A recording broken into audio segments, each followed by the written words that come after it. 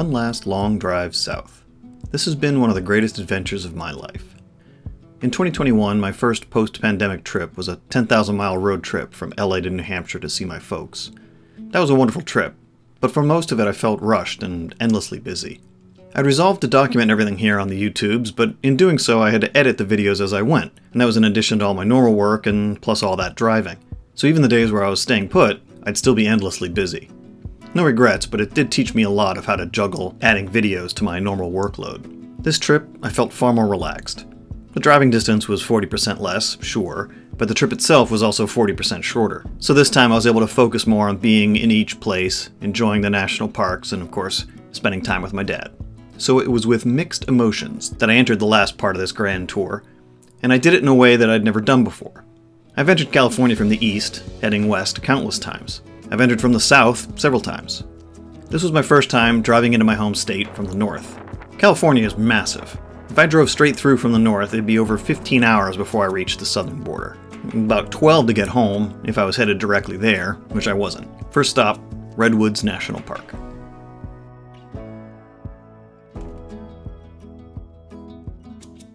Redwoods is like another world. A specific world, actually. The forest moon of Endor, for my fellow Star Wars fans. This is where the Ewoks lived in Return of the Jedi, or at least where they did the filming. The trees here are unlike any you've ever seen. Immense doesn't do them justice. It's not just that they're tall, it's that they make you feel tiny, like you've been shrunk and dropped in an endless forest. I half expected Wicket, T-Bow, and Logray to jump out from behind a car-sized tree trunk and eat my face. I explored all over, stopping in places throughout the park. Interestingly, this is one of the few national parks with no specific entrance. There are no fees either. The whole park and the adjacent state parks are all alongside public roads, and there are trails throughout. Part of the reason I explored so much was that most of the park is quite flat. What can I say? 3 weeks of hiking isn't going to get me in shape. Maybe next trip. Beside one road there were a herd of elk, just munching their way through a meadow. In another area, clovers covered fallen logs and stumps. Throughout, it was all just incredibly quiet. The trees, moss, soft ground, and more all combined to filter out all but the most nearby and natural sounds. It was mystical. I expected to like the park. After all, it is one of the most famous. But I didn't expect how much I would love it.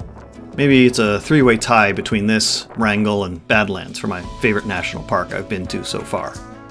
This is the first of 3 parks I'll visit before I arrive home. I'll shut up for a bit and let you enjoy these fascinating and fantastic forests.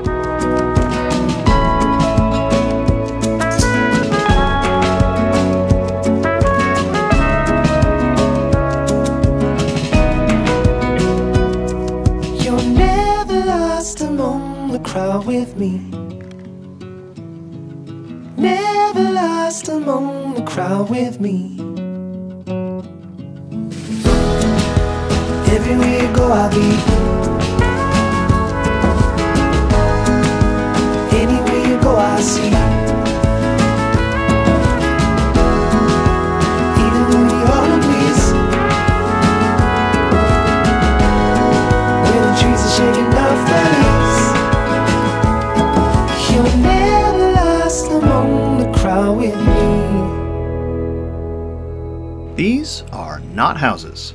They were designed to look like houses, at least at a distance, but their lack of windows and cinder block exteriors only give an appearance of a home.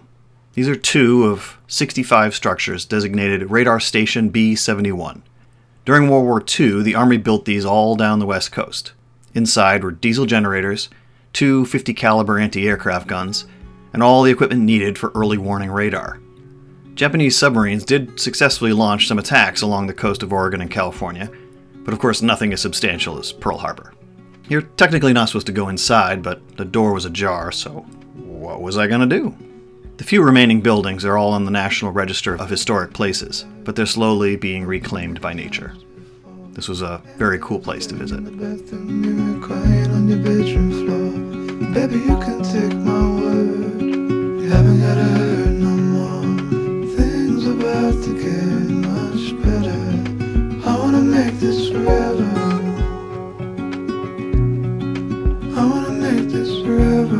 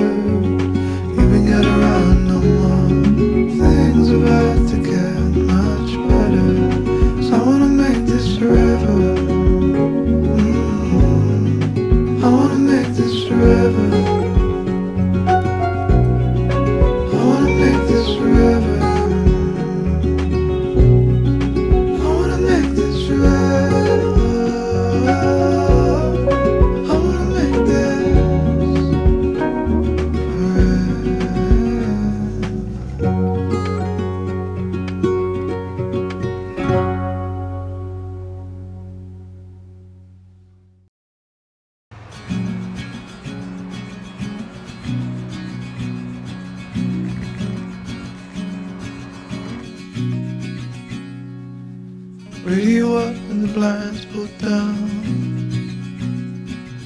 You love it when nobody's around. I wanna call out round town, but you bite my lip, don't make a sound. I'll be damned if I'm leaving without you.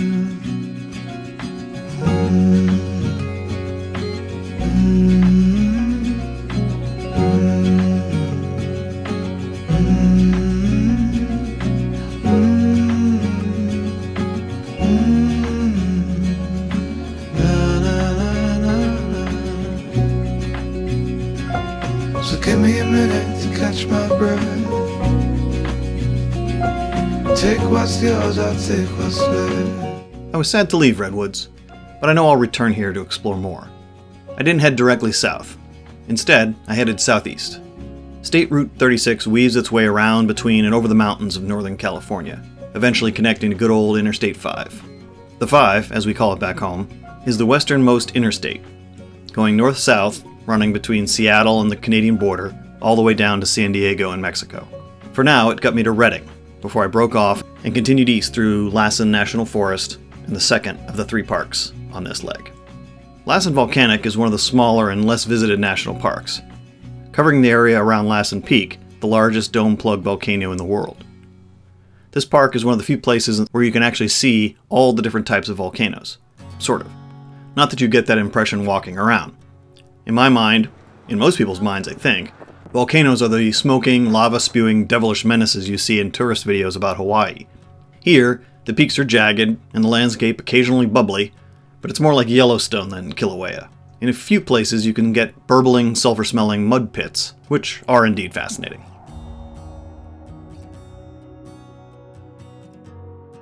Unfortunately, Lassen was brutally scarred in 2021. The Dixie Fire, the second largest wildfire in recorded history, burned nearly 70% of the park and multiple surrounding towns. It ended up incinerating an area the size of Rhode Island. The smoke blanketed most of the western United States. If you go back to some of the videos I did at the end of my 10,000-mile road trip, I talk about the haze caused by this fire that was visible as far west as Nebraska. Remnants of the smoke reached all the way to the Atlantic. I'll leave a link for one of those videos in the description below. The fire, sadly, was man-made. Not deliberate arson per se, but neglect on behalf of Pacific Gas and Electric. Their lax maintenance, exacerbated by the hottest summer in California history, and the negligence of an unknown drone operator, all caused a near-apocalyptic amount of damage. During my visit to Lassen Volcanic, vast swaths of the park were still closed, visible from a distance as nothing but charred trees and blackened landscapes. It was all rather heartbreaking. This has all happened before, and it will all happen again. On a geological timescale, wildfires happen all the time, cause some species to thrive. Someday this whole area will be forest again. On a human timescale, who knows when or if we'll even see that. The parts of the park still open though offer a glimpse of the beauty. The main road curves its way up Lassen Peak, past Sulphur Works, Emerald Lake, Lake Helen, and then over to the western side past Redding Peak and Kings Creek. I want to come back here in a few years and see how nature has healed, especially after all the epic rain and snow from the winter of 2023.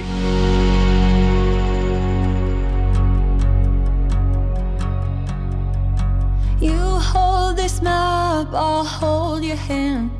Take this love around the world.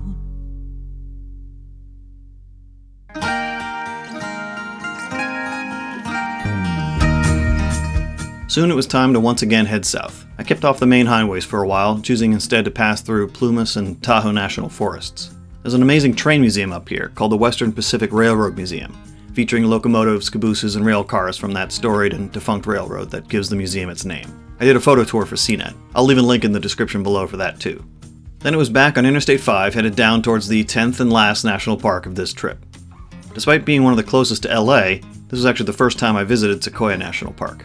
The trees here are of the same subfamily of epic conifers that give Redwood National Park its name. While the redwoods seem like normal trees a giant has pulled vertically, sequoias are spread out both horizontally and vertically.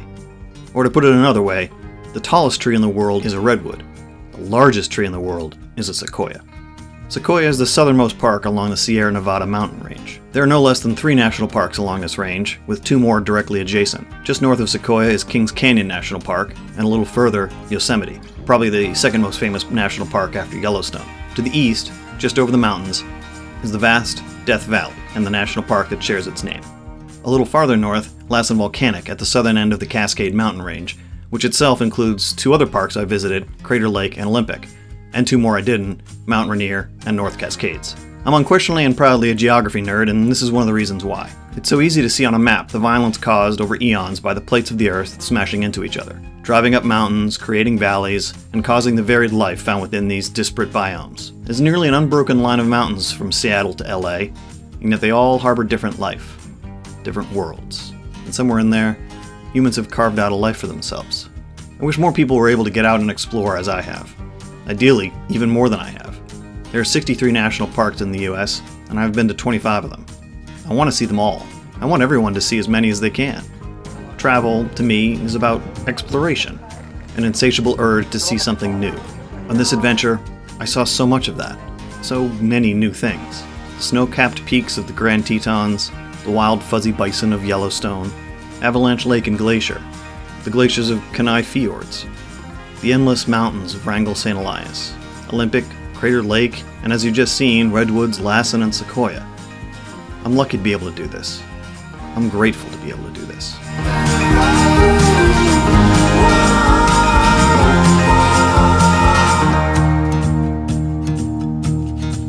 And it's all burning down in the fire. Rise up, get better, rise up. Taking us to the edge of hope. Rise up, get better, rise up. Carry me outside. I want daylight. I left Sequoia and followed the flow of roads south, ever south, across the flat farmlands of the Central Valley, up the steep grapevine of Interstate 5, and eventually down into LA County.